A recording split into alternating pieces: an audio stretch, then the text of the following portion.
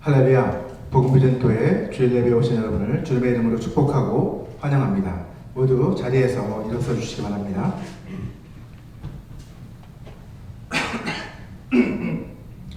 여호와는 나의 힘이요 노래시며 나의 구원이시로다.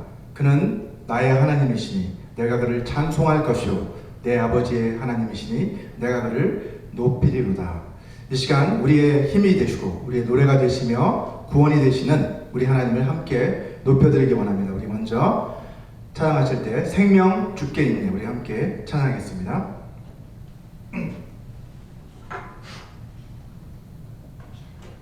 저희 피아노 좀 피아노 소리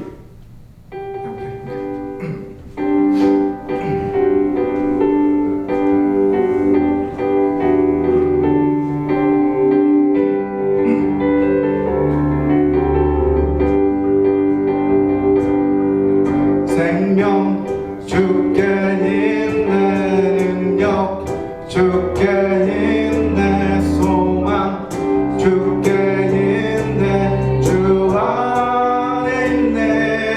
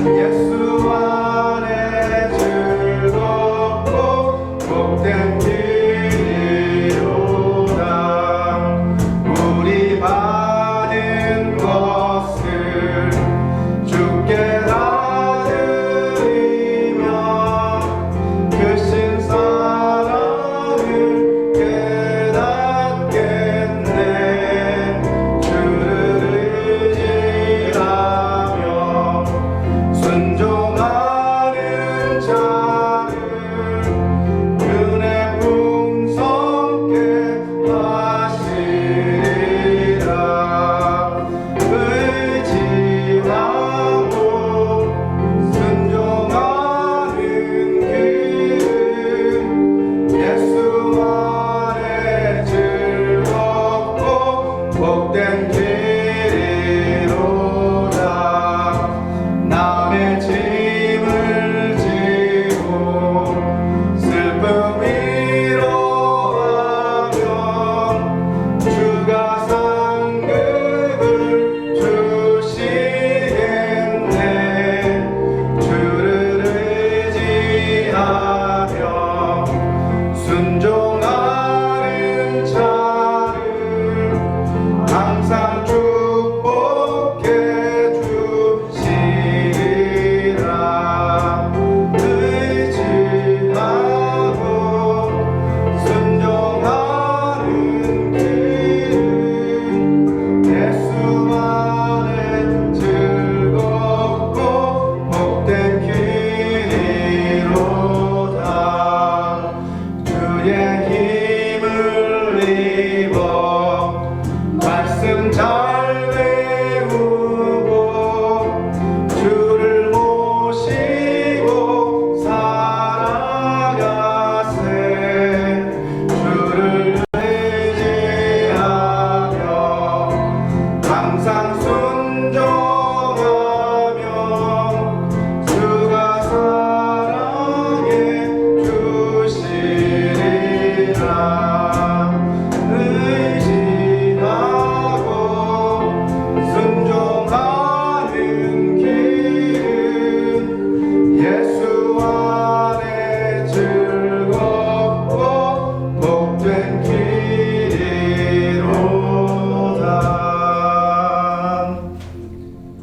우리 마지막으로 주님 말씀하시며 함께 찬양하겠습니다.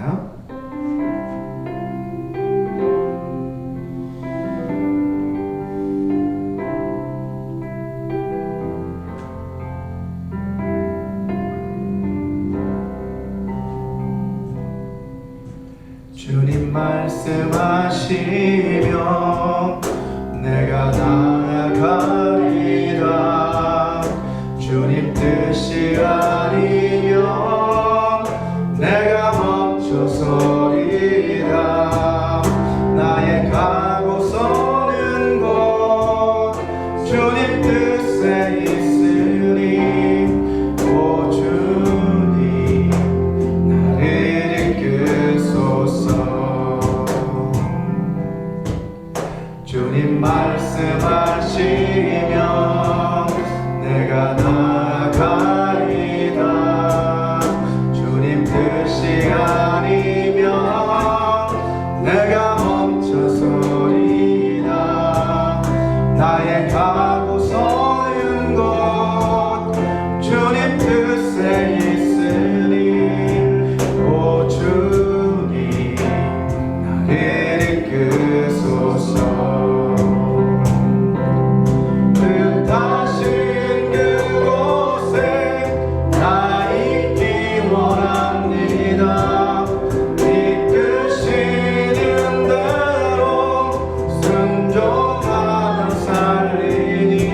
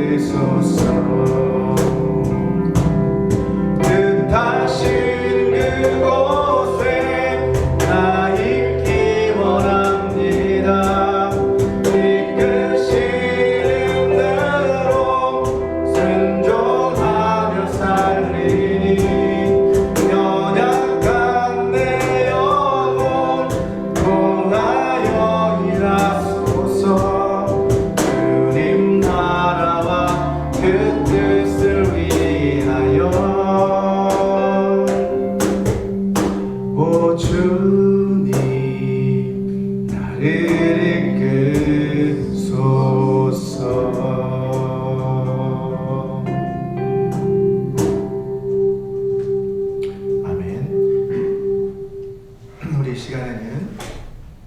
우리를 대표해서 이호정 감독님께서 대표 기도해 주시겠습니다.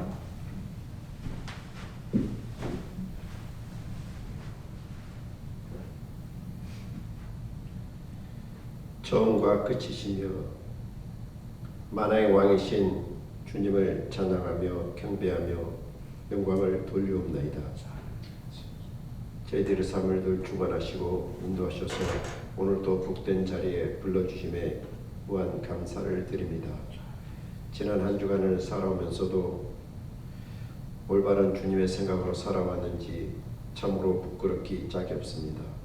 세상과 더불어 살아오며 주님을 모른 채 살아온 저희들을 용서하시고 이 시간에 주님을 향하는 뜨거운 마음이 새롭게 쏟아날 수 있도록 저희들의 심령을 붙잡아 주시고 인도하여 주시옵소서. 한 주간의 잘못도 게으르고 나태했던 모든 것들도 용서받기를 원합니다. 알게 모르게 지은 죄도 용서받기를 원합니다. 저희들의 심령을 붙잡아 주시고 새 힘과 새 능력으로 채워 주시기를 원합니다. 주님 도와 주시옵소서. 주님 또한 간구하고 원하기는 저희들이 이 복된 성전에 나와서 예배드림에 부족함이 많습니다. 빈자리가 많습니다. 아버지 하나님이 주관하시고 인도하여 주셔서 저희들의 생각대로 하지 마시옵시고 주님의 뜻 가운데서 모이게 하시고 예배게 하시고 기도하게 하시고 뜨겁게 찬양하게 하여 주시옵소서. 그런 도구들이 될 수 있도록 저희들을 작은 도구로 사용하여 주시옵시고 마음 하나하나가 옮겨서 주님께 더욱더 감사함으로 나갈 수 있도록 저희 모두에게 힘주시고 능력 주시옵소서. 주님의 뜻을 구하게 하여 주시옵소서. 주님의 뜻을 헤아리게 하여 주시옵소서. 너희는 세상의 빛과 소금을 하였습니다. 너희는 먼저 그의 나라와 의를 구하라 하셨습니다. 주님의 믿는 믿음은 주님의 거룩하심과 공의를 믿음으로 이웃을 사랑하는 마음으로 세상에 나아가 승리해야 될 줄 믿습니다. 주님을 너희 주관하시고 너희여서 그런 마음이 여기에 모인 우리 모두에게 있게 하여 주시옵시고 또한 한 주간 또 승리하게 하여 주시옵소서. 오늘도 담임 목사님 귀한 말씀을 선포하실 텐데 그 말씀 가운데 승리할 수 있도록 역사하여 주시옵소서. 영육간의 건강으로 붙잡아 주시옵소서. 날마다 기도로 감사로 무장되게 하여 주시고 귀한 시간마다 주님의 온전히 주관을 좀 일싸우며 오늘도 저희들 함께 하시는 귀하신 우리 주 예수 그리스도 받들어 감사함으로 기도합나이다. 아멘.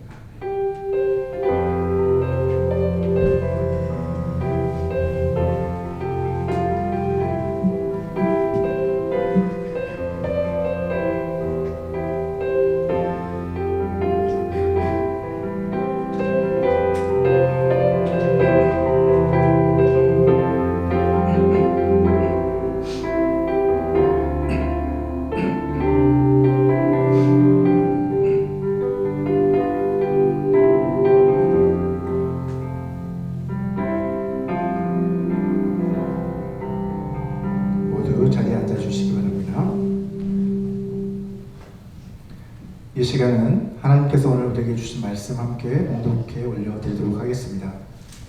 오늘 주신 말씀은 로마서 1장 1절에서 6절까지의 말씀과 16장 25절에서 27절까지의 말씀입니다. 우리 한 절씩 교독하도록 하겠습니다. 제가 먼저 읽겠습니다. 예수 그리스도의 종 바울은 사도로 부르심을 받아 하나님의 복음을 위하여 택정함을 입었으니 이 복음은 하나님이 선지자들을 통하여 그의 아들에 관하여 성경에 미리 약속하신 것이다. 그의 아들에 관하여 말하면 육신으로는 다윗의 혈통에서 나셨고 성결의 영으로는 죽은 자들 가운데서 부활하사 능력으로 하나님의 아들로 선포되셨으니 곧 우리 주 예수 그리스도시니라. 그로 말미암아 우리가 은혜와 사도의 직분을 받아 그의 이름을 위하여 모든 이방인 중에서 믿어 순종하게 하나니 너희도 그들 그들 중에서 중에서 예수 그리스도의 것으로 부르심을 받는 자니라. 나의 복음과 예수 그리스도를 전파함은 영세 전부터 감추어졌다가 이제는 나타난 바 되었으며 원하신 하나님의 명을 따라 선지자들의 글로 말미암아 모든 민족이 믿어 순종하게 하시도록 알게 하신 바 그 신비의 계시를 따라 된 것이니 이 복음으로 너희를 능히 견고하게 하실. 다 같이 읽겠습니다. 지혜로우신 하나님께 예수 그리스도로 말미암아 영광이 세세 무궁하도록 있을지어다. 아멘. 지난 시간에는 구원의 은혜는 예수 그리스도의 핏값으로 사신 이 세상 그 어떤 것보다도 귀하고 값진 그런 성물이기 때문에 우리가 싸구려 취급을 해서는 안 된다라는 말씀을 드렸습니다. 오늘날 교회 안에서 복음에 대해 말할 때 흔히 값없이 주시는 구원이나 믿기만 하면 되는 구원을 교회에서 강조합니다. 물론 이것은 이신칭의의 교리에 근거한 것입니다. 하지만 성경이 말하고 있는 이 복음의 전체적 그림을 보게 되면 복음은 단순히 믿는 것으로 끝나는 것이 아니라는 것을 알 수 있습니다. 자, 오늘 본문인 로마서 1장 5절에서 보시는 것처럼 바울은 로마서를 시작하면서 자신의 사명은 모든 이방인 중에서 그들이 믿어 순종하게 하는 것이다 라고 그렇게 고백하고 있습니다. 또한 로마서 마지막 부분인 로마서 16장 26절을 보게 되면 여기서도 다시 한번 모든 민족이 믿어 순종하게 하시려고 알게 하셨다 라고 그렇게 말씀하고 있는 것을 볼 수 있습니다. 이처럼 바울은 서두와 또 말미에서 반복해서 우리가 복음을 믿을 뿐만 아니라 순종해야 한다는 것을 분명하게 강조하고 있습니다. 그래서 오늘은 여러분과 함께 복음을 믿어 순종한다는 것이 무엇을 의미하는지, 그리고 어떻게 그것을 우리의 삶 가운데 실천해 나갈 수 있는지에 대해서 함께 고민해보는 시간을 가져보려고 합니다. 첫 번째로 하나님의 복음에 대해서 바울은 말씀하고 있습니다. 로마서 1장 1절 말씀을 보면 예수 그리스도의 종 바울은 사도로 부르심을 받아 하나님의 복음을 위하여 택정함을 입었다 라고 그는 고백하고 있습니다. 자, 여기에서 하나님의 복음이라고 표현을 하고 있죠. 이것은 복음의 주체가 하나님이시다 라는 그런 의미를 담고 있습니다. 또한 동시에 이 표현 안에는 복음이 사람에게서 온 것이 아니라 하나님께로부터 유래한 것이다 라는 의미도 또한 담겨 있습니다. 자, 또한 2절을 보시면 바울은 하나님의 복음이 구체적으로 어떠한 것인지를 설명하고 있죠. 자, 이 1절과 로마서 1장 2절을 보시면 이 복음은 하나님이 선지자들을 통하여 그의 아들에 관하여 성경에 미리 약속하신 것이다 라고 그렇게 말씀하고 있습니다.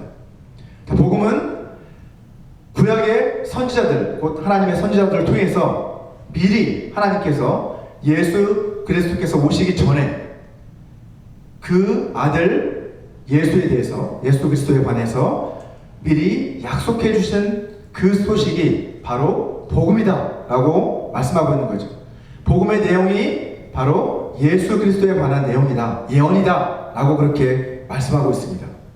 자, 그 약속이 복음의 내용인데 이어서 3절과 4절에서는 하나님의 아들이신 그 예수 그리스도, 복음의 내용이신 그분이 어떤 분이신지를 구체적으로 또한 소개하고 있습니다. 3절 4절을 보시면 이렇게 기록하고 있습니다. 그의 아들에 관하여 말하면 육신으로는 다윗의 혈통에서 나셨다 라고 말씀하죠. 자, 육신으로는 다윗의 혈통에서 나셨다라는 것은 어떤 의미입니까? 예수님이 하나님이 약속하신 다윗의 후손, 곧 메시아 그리스도이시다 라는 것을 말씀하는 것이고, 이것은 예수님이 사람으로 오셨다, 곧 예수님의 인성을 의미하고 있는 것입니다. 자, 이어서 성결의 영으로는 죽은 자들 가운데서 부활하셨다, 그리고 능력으로 하나님의 아들로 되셨다라고 그렇게 선언을 하고 있습니다. 자, 이것은 앞에서 인성을 말했다면 이번에는 예수님의 신성에 대해서 말하고 있는 것이죠. 예수님은 하나님의 아들이시다. 어떻게? 사람으로 오셔서 죽은 자 가운데서 부활하심으로 말미암아, 성령으로 부활하심으로 말미암아 하나님의 아들로 선포되셨다라고 말씀하고 있습니다. 이처럼 복음은 하나님의 선지자들로 말미암아 아들에 관해 미리 약속하신 것인데, 그 아들은 바로 우리 가운데 사람으로 오셔서 우리를 위해 대신 죽으시고 다시 부활하실 하나님의 아들이시라는 것이 바로 복음의 내용인 것을 알 수 있습니다.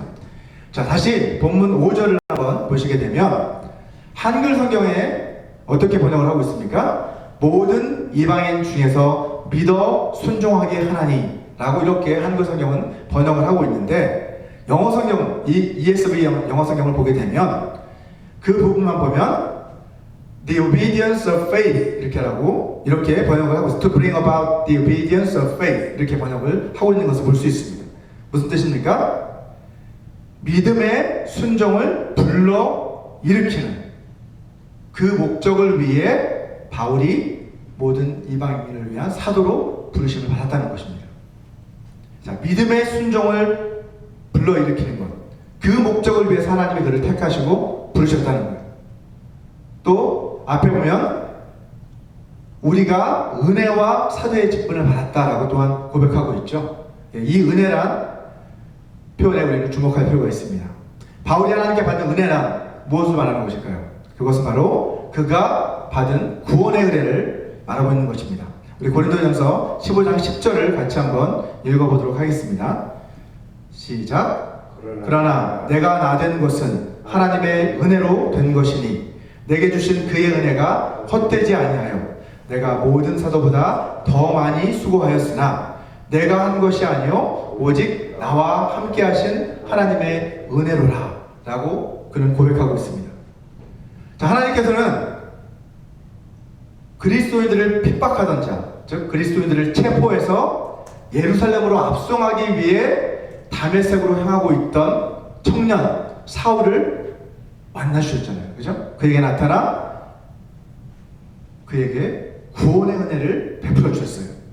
자, 그뿐 아니라 그에게 사명을 주셨어요. 그 사명은 이방인을 믿어 순종하게 하는 것. 그것이 바로 그에게 주신 사명이라는 것이죠. 이방인의 사도로 그를 부르셨습니다. 자, 우리 성경을 보게 되면 바울은 자신은 죄인 중에 괴수다라고 그렇게 고백을 하고 있습니다. 자, 그렇게 자신을 죄인이라고 고백할 정도로 그는 하나님으로부터 자신이 받은 그 은혜가 얼마나 큰지를 항상 기억하고 있었고, 또 그 은혜에 감사하는 마음으로 자신에게 맡겨진 그 사명을 감당했다는 것을 알 수 있습니다. 자, 그래서 나의 나된 것은 하나님의 은혜다라는 것은 그냥 거정하는 말이 아니라 자신이 직접 경험한 그 구원의 은혜에 반응해서 자신은 자기에게 맡겨진 그 사명을 있는 힘을 다해 감당하지 않을 수 없었다라고 그렇게 그는 고백하고 있는 것입니다. 자, 다음 절인 6절을 보게 되면 너희 곧 로마 교회의 성도들을 말하는 것이죠. 너희들도 여전히 뭐예요? 그들 중에서 곧 이방인들 가운데서 예수 그리스도의 것으로 부르심을 받은 자들이다 라고 말합니다. 결국 바울, 이방인의 사도인 바울을 통해서 로마 교회의 성도들 역시도 복음을 듣고 그들 역시 그리스도인들로 변화되었다는 것을 알 수 있어요. 너희도 마찬가지로 하나님이 나에게 보여주신 그 구원의 은혜로 말미암아 나를 통해서 너희에게 전해진 그 구원의 은혜를 너희들도 받았고, 그렇게 해서 너희도 주님의 것이 되었다라는 이러한 말씀이죠. 자, 이제 두 번째는 그러면 믿음의 순종, 앞에서 우리가 살펴봤던 사도 바울이 로마서에서 거듭해서 강조하고 있는 이 믿음의 순종이 무엇인지에 대해서 우리가 한번 생각해 보려고 합니다. 자, 예수님께서는 공생의 사역을 시작하면서 하나님의 나라가 가까웠으니 너희가 회개하고 복음을 믿으라 라고 그렇게 선포하셨습니다. 마가복음 1장 15절 말씀입니다. 이르시되 때가 찼고 하나님의 나라가 가까이 왔으니 회개하고 복음을 믿으라 라고 그렇게 선포하셨어요. 자, 하나님 나라의 복음을 예수 그리스도께서 선포하시면서 그 복음을 우리가 믿어야 한다라고 말씀하셨다는 거죠. 우리가 복음에 대해서 보여야 할 반응은 그 복음을 믿어야 한다는 거예요. 자, 로마서 1장 16절 말씀을 우리 같이 한번 읽어보도록 하겠습니다. 시작. 내가 복음을 부끄러워하지 아니하노니 이 복음은 모든 믿는 자에게 구원을 주시는 하나님의 능력이 됨이라. 먼저는 유대인에게요 그리고 헬라인에게로다. 자, 이 말씀에서 바울은 복음은 모든 믿는 자에게 구원을 주시는 하나님의 능력이다 라고 그렇게 선포하고 있습니다. 하나님이 사람들을 구원하시는데 유대인뿐만 아니라 헬라인, 곧 이방인들까지도 구원하실 수 있는 그 메시지, 그것이 바로 복음이다 라고 그는 선언하고 있는 거예요. 그래서 나는 복음을 부끄러워하지 않고 어디를 가서나 이 복음을 전하겠다라는 그의 결단이 담겨 있습니다. 자, 그런데 이 구원의 능력, 사람들을 구원하는 이 구원의 능력은 무엇을 통해서 역사한다는 거예요? 그 능력은 하나님이 이미 그 능력을 우리 가운데 선포하셨는데 그 능력이 역사하기 위해서는 무엇이 필요하다는 거예요? 믿음이 요구된다는 것이죠. 우리의 믿음을 통해서만 그 구원하시는 그 하나님의 능력이 효력을 발휘하실 수 있다는 거예요. 복음을 듣고 그것을 믿고 받아들이는 사람만이 구원을 받을 수 있다는 것입니다. 자, 그래서 로마서 10장 9절도 이렇게 말씀하죠. 우리 같이 한번 읽어보겠습니다. 시작. 내가 만일 내 입으로 예수를 주로 시인하며 또 하나님께서 그를 죽은 자 가운데서 살리신 것을 내 마음에 믿으면 구원을 받으리라. 아멘. 자, 예수님이 주님이시다 라는 그 고백과 하나님께서 예수 그리스도를 죽은 자 가운데서 살리셨다 라고 하는 그것은 바로 복음의 핵심입니다. 그렇죠? 자, 그 핵심을 내 마음에 믿으면 예수님이 나의 주인이시구나, 예수님께서 나를 위해 죽으셨다가 살아나셨구나 라는 것을 믿으면 구원을 받게 된다는 것이죠. 이처럼 성경은 너무나도 분명하게 복음을 듣고 우리가 그것을 마음에 믿을 때에 우리가 구원을 받게 된다라고 말씀하고 있습니다. 자, 그런데 성경이 말씀하고 있는 이 믿음은 우리가 생각하는 믿음과 차이가 있다는 거예요. 우리는 믿는다는 것을 어떠한 이 복음의 내용을 듣고 그것을 그냥 받아들이고 인정하기만 하면 된다라고 이렇게 생각하기 쉽습니다. 그래서 약간 제가 그랬죠. 이지빌리비즘이라고 그랬죠. 예수 그리스도의 복음의 핵심 내용을 다 전하고 그것을 믿습니다 라고 고백하고 우리의 마음에 인정하면 구원받는 것입니다. 물론 틀린 말은 아니에요. 그죠? 하지만 거기에서 멈추면 안 된다고 제가 분명히 말씀을 드렸습니다. 오늘 로마서에서 바울이 강조하고 있는 것처럼 성경이 말하고 있는 그 믿음은 뭐예요? 믿음의 순종하는 믿음의 순종을 말하고 있다는 것입니다. 자, 믿음의 순종이란 뭘까요? 복음을 믿고 순종까지 해야 된다는 거예요. 그것은 우리가 순종을 통해서 우리의 믿음을 증명해야 한다는 의미예요. 자, 로마서 1장 5절과 마찬가지로 로마서 16장 26절에서도 이렇게 말씀하고 있죠. 모든 민족이 순종하게 하시려고 라고 이렇게 번역을 하고 있는데 헬라어 원문에 보면 마찬가지로 obedience of faith, 그러니까 믿음의 순종, 똑같은 표현이 로마서 1장과 16장에서 또 동일하게 사용이 되고 있습니다. 바울이 의도적으로 그것을 강조하고 있는 것이죠. 우리가 믿음의 순종을 위해서 복음을 전해야 한다라고 그렇게 강조하고 있는 거예요. 믿어 순종하게 하는 것, 그것이나 믿음의 순종을 불러일으키는 것이나 그게 그거 아닌가라고 이렇게 생각할지도 모르겠지만 사실은 그렇지 않다고 봅니다. 왜냐하면 믿어 순종하게 한다라고 하는 이 번역은 사실은 믿음이라는 것과 행동과 순종한다는 것을 서로 구분하려고 하는 어떤 그러한 노력에 의해서 사실 번역이 된 거예요. 사실. 한글 성경에서는 믿어 순종하게 하려고, 어떤 영어 번역 성경에서도 믿고 순종하게 하려고 이렇게 번역을 하고 있습니다. 하지만 아까 말씀드렸다시피 원문에는 이렇게 명사형으로 되어 있잖아요. 믿음의 순종을 불러일으키기 위해서 이렇게 되어 있다는 거예요. 자, 그것은 뭐예요? 결국 믿음으로 비롯된 순종을 강조하고 있는 것이죠. 우리가 로마서에서 지금 말하고 있는 것은 사실은 믿음이 맞지만 더 정확히 말하면 믿음의 순종을 강조하고 있다는 거예요.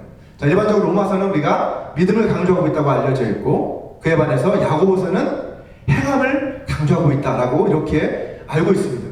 틀린 말이 아니죠. 자, 그런데 로마서 4장 2절과 3절을 보시게 되면 바울은 아브라함을 예로 들어서 아브라함은 율법의 행위가 아니라 믿음을 통해서 의롭게 되었다라고 이렇게 말하고 있습니다. 우리 로마서 4장 2절과 3절을 같이 한번 읽어보도록 하겠습니다. 시작. 만일 아브라함이 행위로서 의롭다 하심을 받았으면 자랑할 것이 있으려니와 하나님 앞에서는 없느니라. 성경이 무엇을 말하느냐? 아브라함이 하나님을 믿음에 그것이 그에게 의로 여긴 바 되었느니라.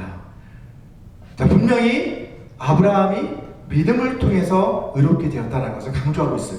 자, 반면에 야고보서 2장 21절을 보게 되면 야고보 장로는 아브라함이 행함으로 의롭다 하심을 받았다라고 그는 강조하고 있습니다. 우리 같이 한번 읽어보겠습니다. 시작. 우리 조상 아브라함이 그 아들 이삭을 제단에 바칠 때에 행함으로 의롭다 하심을 받은 것이 아니냐.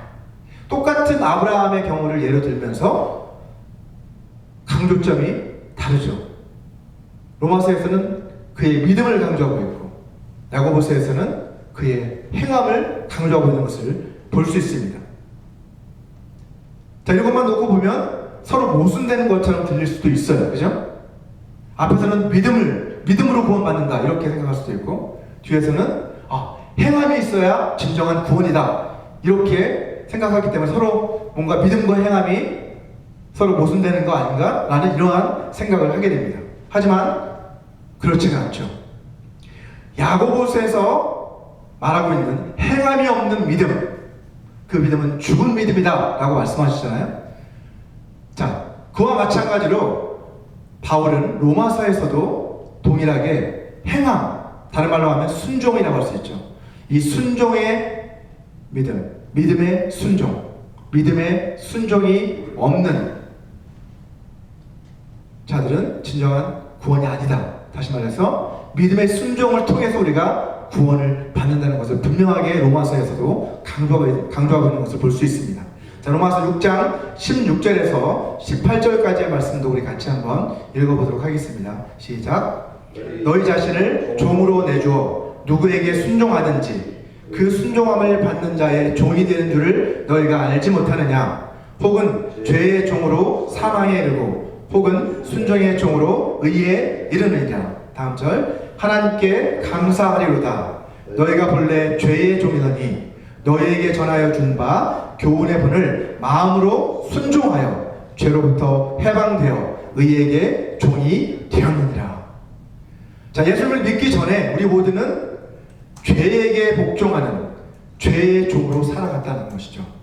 하지만 예수 그리스도의 복음을 듣고 그것을 마음으로 믿어 거듭난 이후에는 그 복음의 메시지에 순종하는 삶을 살게 됐다는 거예요. 그때부터 우리는 죄로부터 해방이 되어 이제는 더 이상 죄의 종이 아닌 의의 종으로 살아가고 있다는 것을 바울은 분명히 강조하고 있습니다. 이처럼 바울이 로마서에서 말하고 있는 이 믿음은 순종으로 증명되어져야 하는 믿음을 그는 말씀하고 있는 것을 알 수 있어요. 자, 성경은 믿음과 행함, 즉 믿음과 순종을 별개의 것으로 말하고 있지 않고 전에 말씀드렸던 것처럼 마치 동전의 양면과도 같이 뗄래야 뗄 수 없는 하나라 한 가지다라고 그렇게 강조하고 있는 것을 볼 수 있습니다. 로마서 5장 19절을 보시면 한 사람이 순종하지 아니함으로 많은 사람이 죄인 된 것 같이 한 사람이 순종하심으로 많은 사람이 의인이 되리라 라고 말씀합니다. 자, 여기 처음 나오는 한 사람은 누굴까요? 첫사람 아담을 가리키고 있는 것이죠. 이 아담의 불순종, 순종하지 아니함으로 어떻게 되었어요? 많은 사람이 죄인이 되었다, 죄의 종이 되었다라고 말씀합니다. 그런데 두 번째 나오는 한 사람은 누구를 말합니까? 마지막 아담이신 예수 그리스도를 말하고 있는 것이죠. 이 첫사람 아담으로 인해 모든 사람이 죄의 종이 되었는데 이제 하나님이 보내신 마지막 아담이신 예수 그리스도로 말미암아 이제 그분께서 순종하심으로 말미암아 많은 사람이 의의 종이 되었다는 것입니다. 여러분, 하나님은 전지전능하신 분이시잖아요. 모든 것을 다 아시고 모든 것을 능히 이루시는 분이세요. 자, 하나님께서는 영원전에 이미 아담이 불순종할 것을 알고 계셨어요. 자, 그래서 그 아들을 하나님의 아들을 보내 구원하실 계획을 언제? 영원전에 이미 세워놓으셨다라고 성경은 말씀합니다. 오늘 본문인 로마서 16장 25절에서 이것을 말씀하고 있죠. 나의 복음과 예수 그리스도를 전파함은 영세 전부터 감추어졌다가 이제 나타난 것이다 라고 바울은 그렇게 고백합니다. 나의 복음 곧 예수 그리스도를 전파함은 원문에는 이렇게 되어 있습니다. 바울이 지금 전하고 있는 이 복음, 예수 그리스도에 관한 이 복음은 영원 전에는 그때부터 감추어져 있다가 이제 예수 말씀이 육신이 되어 나타나심으로 말합니다. 그때부터 이제 어떻게 된 거예요? 모든 사람에게 선포되기 시작했다는 겁니다. 자, 바울은 이를 통해서 이제 예수 그리스도를 통해서 우리가 그 비밀을 알게 됐고 그분이 바로 그 비밀이다 라고 말씀합니다. 자, 하나님께서는 아담을 창조하셨어요. 그리고 그 아담에게 명령을 주셨잖아요. 그죠? 동산 중앙에 있는 나무 열매를 따먹지 말아라 라는 명령을 주셨어요.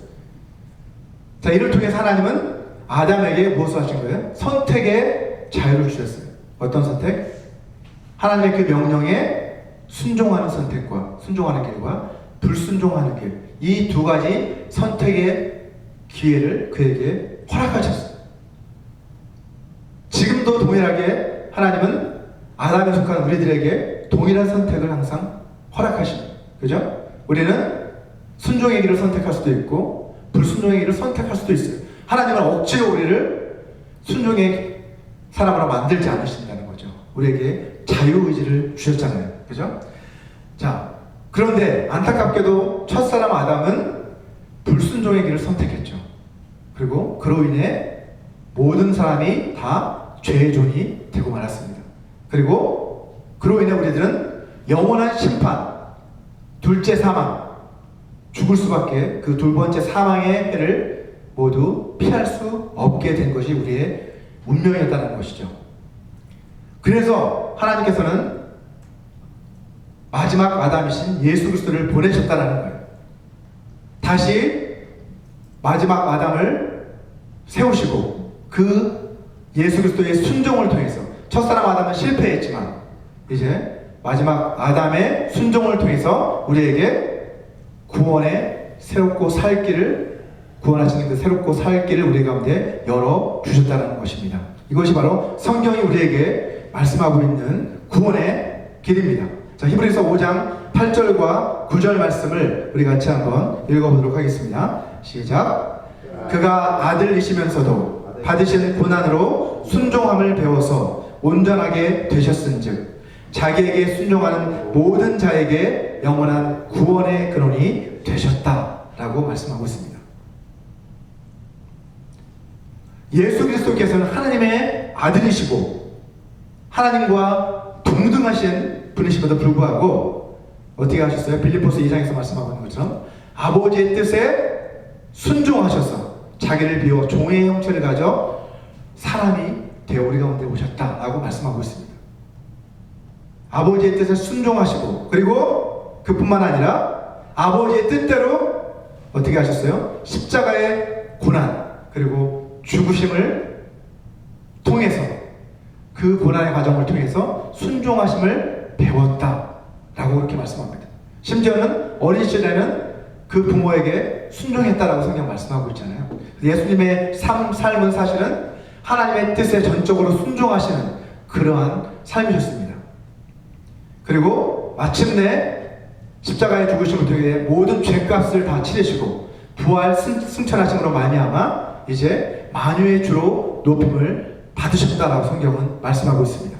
자, 고난으로 순종함을 배워서 온전하게 되셨다 라는 그 의미가 바로 이것이라는 거죠. 만유의 주인이신 예수님께서도 이 고난을 통해서 순종하심을 배웠다는 거예요. 하물며 그분을 따르는 우리들이겠습니까, 여러분? 그렇죠? 우리들 역시도 순종의 훈련을 통해서 우리가 온전함에 이룰 수 있다는 것을 알 수 있습니다. 왜냐하면 주님께서는 주님의 온전한 순종을 통해서 믿음의 창시자로 높임을 받으셨고, 그리고 자기에게 순종하는 모든 자에게 영원한 구원의 근원이 되셨기 때문입니다. 자, 여기에서도 여러분, 자기를 믿는 자에게, 믿는 모든 자에게 라고 하지 않고 뭐라고 써 있어요? 순종하는 모든 자에게 영원한 구원의 근원이 되셨다라고 말씀하고 있어요. 예. 복음을 믿기만 하는 것이 아니라 순종하는 자들에게 구원의 근원이 되어주신다라고 분명하게 주님은 말씀하고 계십니다. 자, 또한 성경은요, 우리가 예수님을 믿기 전의 삶을 죄의 종이라고 표현을 하는데, 그때는 누구에게 지배를 받고 있던 사람들이었습니까? 마귀, 곧 이 세상 임금인 마귀, 죄의 임금인 마귀를 섬기는 그러한 사람들이었다고 성경은 말씀하고 있습니다. 그런데 에베소서 2장 2절에 보면 마귀를 또 뭐라고 표현하고 있습니까? 불순종의 아들들 가운데서 역사하는 영이다라고 또한 표현하는 것을 볼 수가 있습니다. 우리가 하나님의 말씀, 복음을 듣고 순종하는 사람들이 있고, 반대로 불순종하는 사람들이 있는 이유는 뭐예요? 하나님께서 우리에게 선택의 자유를 주셨기 때문인데, 우리를 불순종하게 만드는 영이 그 배후에서 역사하고 있다는 거예요. 사탄이 바로 그러한 존재라는 것이죠. 예수님께서는 자신을 따르는 그 제자들을 향해서 뭐라고 말씀하셨어요? 처음에 그들을 만났을 때 나를 따르라, follow me 라고 그들을 초청하셨어요. 그죠? 나를 따르라 라고 그들을 초청하셨죠. 그 말씀을 듣고 제자들은 예수님을 따랐습니다. 그 자리에서. 자, 주님을 따른다 라고 하는 것은 결국 뭡니까? 아버지 하나님의 뜻에 순종해서 주님이 모든 것을 내려놓고 전적으로 아버지의 뜻에 순종하셨던 그 길을 걸어가셨던 것처럼 우리들도 전적으로 하나님의 뜻에 순종하여 예수님이 가신 그 길을 따라가겠다라는 것이 바로 예수님을 따르는 제자도의 삶이라는 것입니다. 자, 주님께서 우리에게 맡기신 대사명은 어떻습니까, 여러분? 마지막으로 우리에게 맡기신 사명은 무엇이죠? 모든 족속을 제자 삼아 그들로 내가 너희에게 분부한 모든 것을 가르쳐 지키게 하라. 이것이 바로 주님이 우리에게 맡기신 대사명이라는 거예요. 복음을 전하는 것만이 아니라, 그 복음을 전한다는 그 표현에는 무엇까지 포함이 된 거예요? 복음을 전하고 그들을 가르쳐서 주님의 제자의 삶을 살게 하는 것까지 주님은 우리에게 맡기셨다는 겁니다. 그것이 바로 우리가 감당해야 할 지상명령, 대사명이라는 것이죠. 자, 주님께서는 우리 가운데 뭐라고 제자들 향해서 무슨 말씀하셨어요? 마지막 때에 곧 인자가 올 때에 세상에서 믿음을 보겠느냐 라고 이렇게 말씀하셨어요. 여러분, 믿음은 눈으로 사실 볼 수 없잖아요. 그죠? 믿음을 본다는 것은 믿음의 사람을 보겠느냐, 믿음으로 살아가는 사람들을 볼 수 있겠느냐, 이런 말씀이라고 할 수 있겠죠. 결국 믿음의 사람이란 믿음으로 하나님의 뜻에 순종하며 살아가는 사람들을 말하는 것입니다. 내가 마지막 때에 믿음으로 하나님의 뜻에 순종하는 그러한 사람들을 볼 수 있겠느냐라고 주님은 지금도 말씀하고 계십니다. 자, 마지막으로 그렇다면 어떻게 해야 우리가 믿음으로 순종하는 삶, 믿음의 순종을 일으키는 그러한 삶을 살아갈 수 있을까요?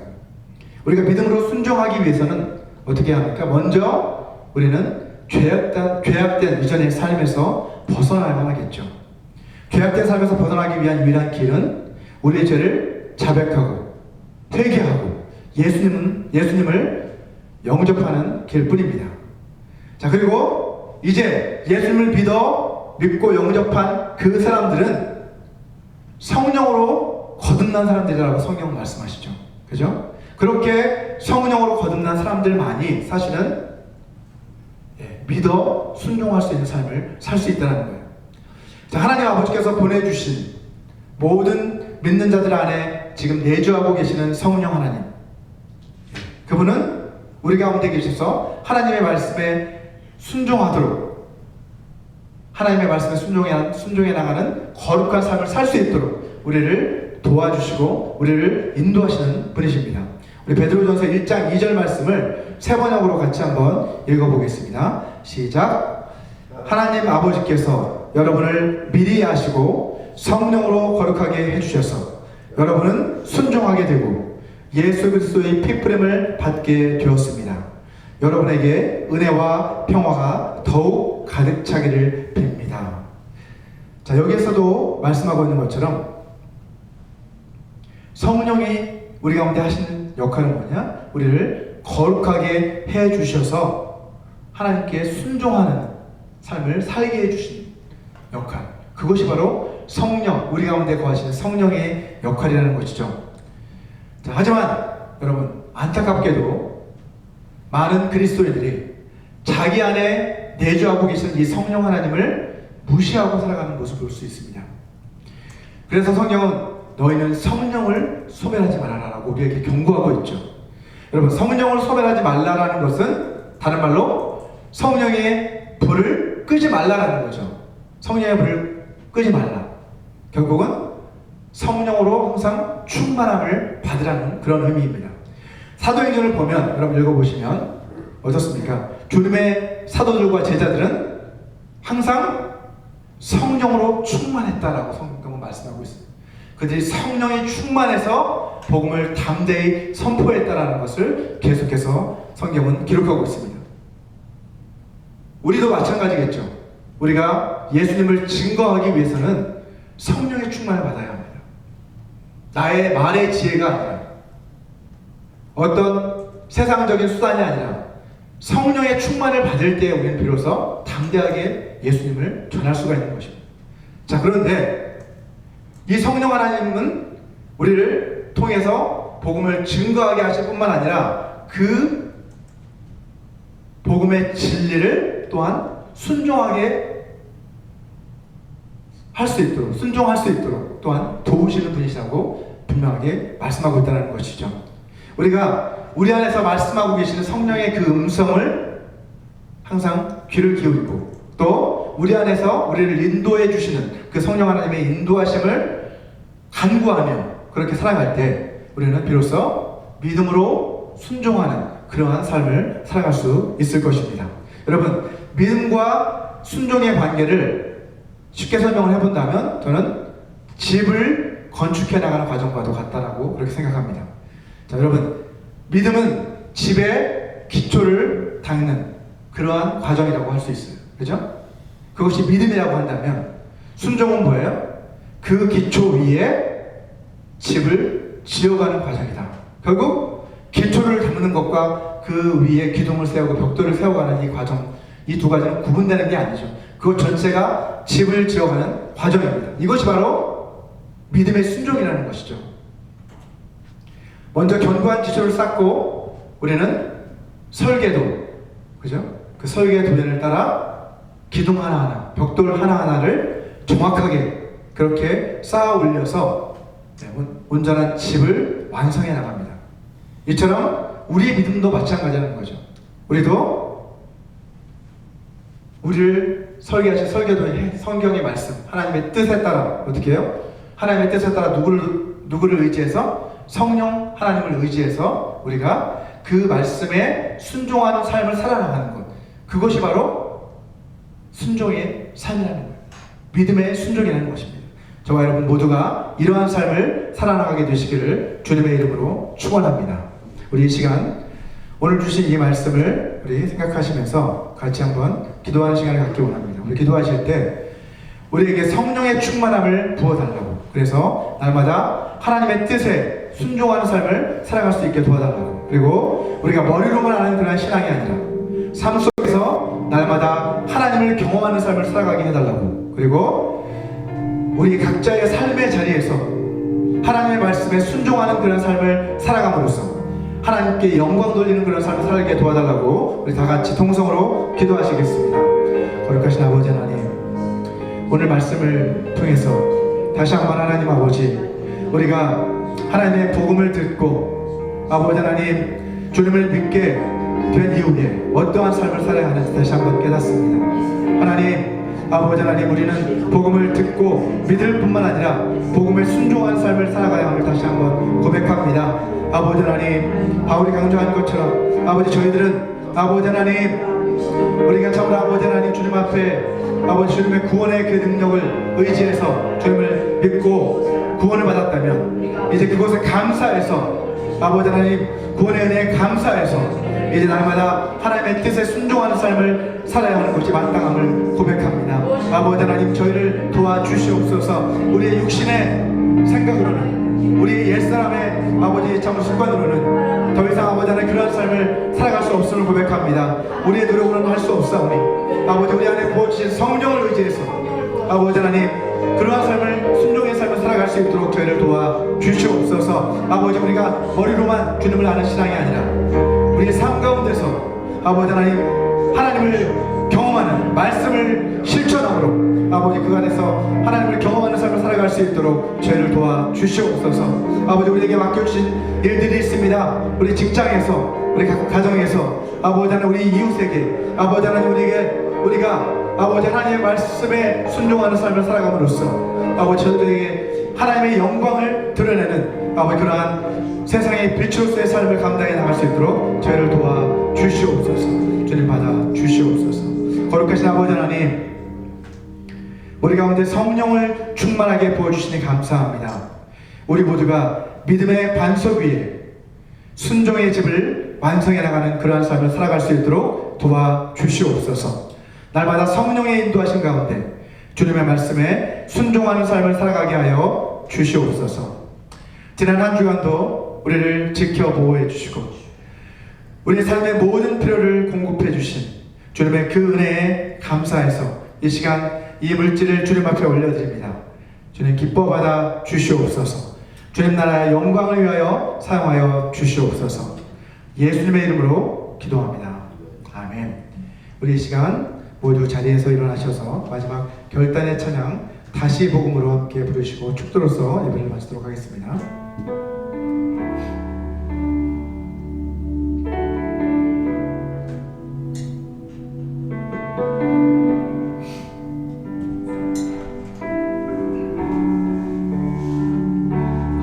하나님 독생자 예수 그리스도 그분만이 오직 길과 진리 생명이라 세상 다 변하고 사람들 변해도 나에겐 복은 십자가뿐이라. 하나님 독생자 예수 그리스도 그분만이 나의 길과 진리 생명이라 세상이 비웃고 사람들 떠나도 나에겐 복은 십자가뿐이라.